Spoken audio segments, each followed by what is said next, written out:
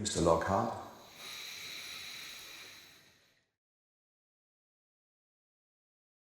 Well, I think that there's something about a health spa that is, a place of tranquility, a place of terry cloth robes and slippers and the warm bath and the steam that is just ripe for, corrupting.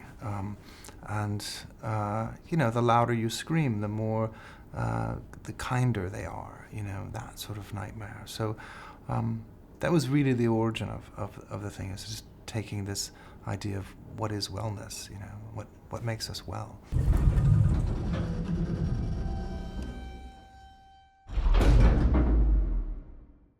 Well, it's not that difficult. I mean, I think more and more you see, scaring an audience is I think more and more you see the scares getting closer and closer together in movies, and they're almost been distilled into a kind of, a recipe, if you will.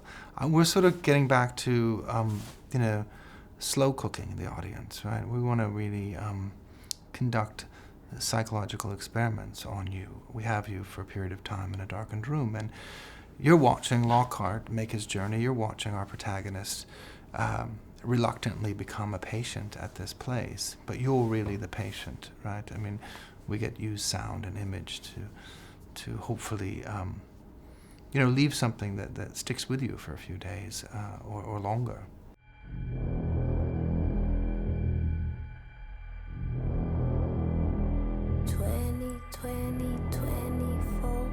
Hours to go. I wanna be sedated. Nothing to do, nowhere to go.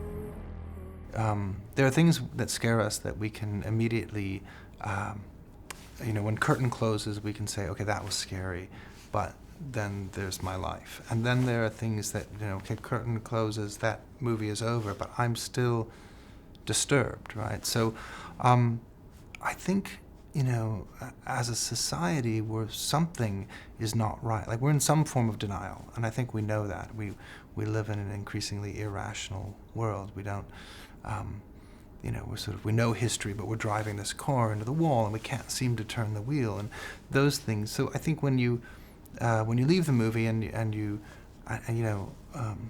I'd like to think that we're sort of tapping into those kind of primal, modern fears. So it's not, even though the film is genre and has gothic aspects, it's about contemporary man.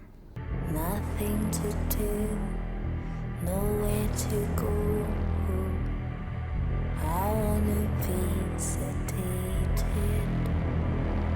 Just put me in a wheelchair. It had to feel like this place has sort of, been there, perched up high, looking down on society, and sort of watched, the Industrial Revolution and the advent of the personal computer and cell phones get from this big to this big, and it's sort of the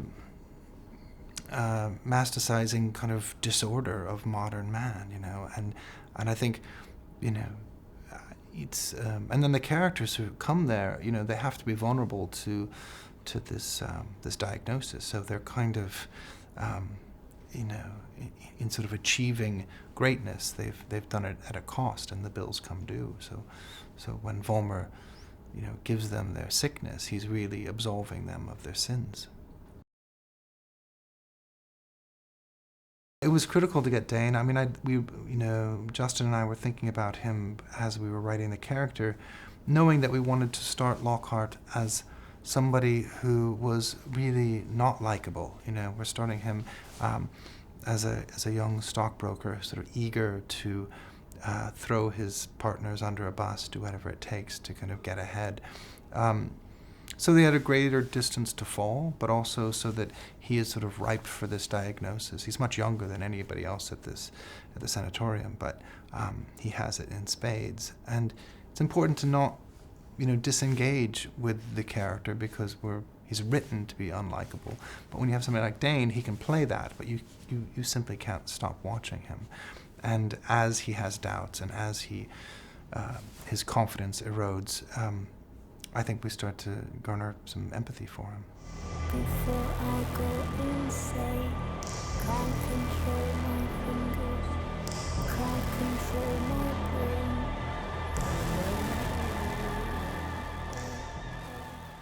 Ben and I worked on that from before I shot a frame of the movie. I mean, I knew that that would ultimately have to be adapted into the waltz, the sort of Bavarian waltz that takes place in the third act. And also we had some lip sync issues. We knew we had to have Hannah singing it. We knew that it was going to be performed early on. So there were a lot of iterations getting to that tune. There's a wonderful tune in a film called The Innocents with Deborah Carr that I've always loved, the way that the Weeping Willow song, or whatever, that haunted me when I was a kid watching that movie, and it really resonated. So that was kind of my prototype, sitting with Ben and saying, I need something. It has to be a waltz, it has to be a lullaby, probably in a minor key, and that was sort of, there were a lot of iterations of that tune, getting to precisely that one.